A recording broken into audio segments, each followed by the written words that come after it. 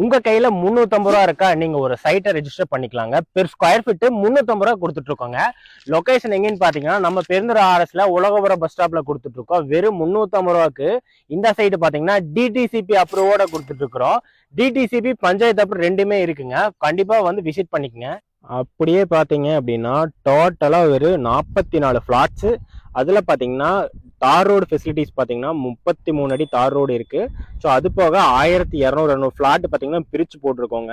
Just main ரோட்ல இருந்து 50 மீட்டர்லயே இருக்குது. நல்ல ஒரு பீஸ்ஃபுல்லான இடத்துல, நல்ல ஒரு அமைதியான இடத்துல இருக்கணும். ஸோ வீடு கட்டி வரணும் அப்படின்னா இந்த இடத்துக்கு நீங்க வரலாங்க.